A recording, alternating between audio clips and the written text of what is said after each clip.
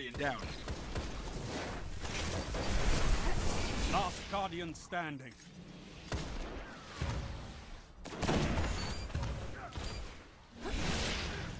Reviving and shooting at the same time is crucial to perform better in revive game types like Trials of Osiris, and in my opinion it's one of the most overlooked things. I will first tell you why it's so strong, and then how to execute it. Guardian down. You're the last gun in the fight.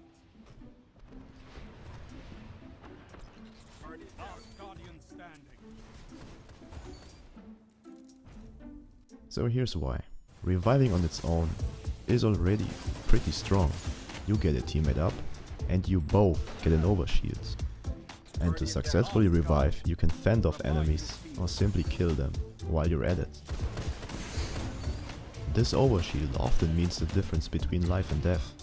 There have been countless situations where I would have died without that overshield. Now it's obvious that you can't actually shoot and revive at the same time without a problem.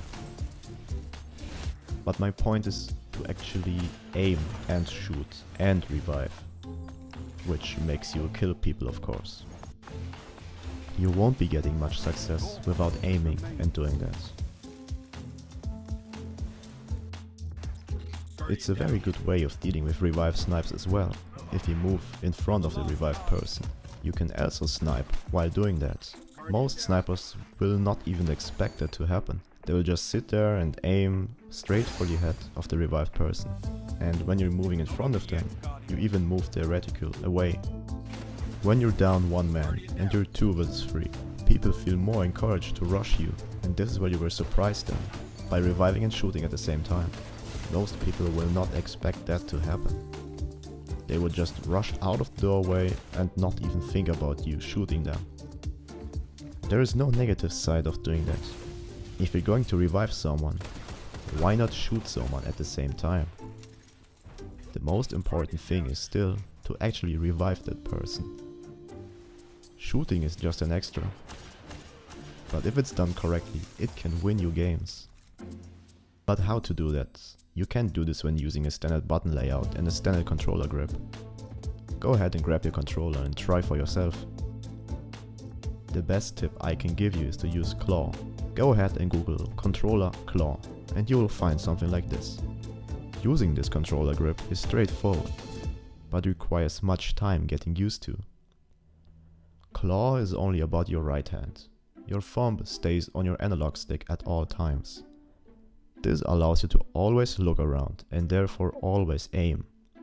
Your index finger presses all of the 4 surface buttons, in this case A, B, X and Y.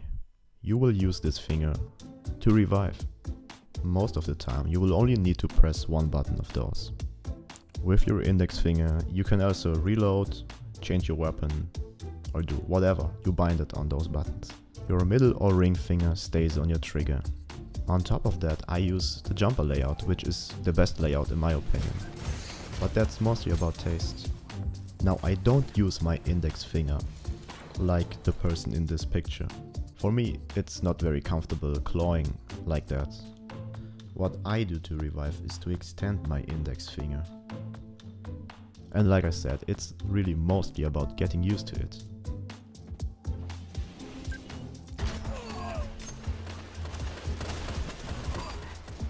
Guardian down.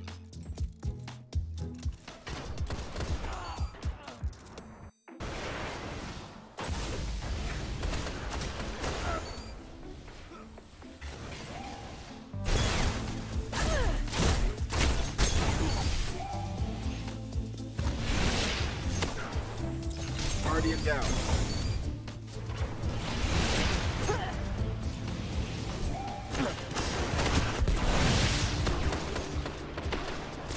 You're all that remains.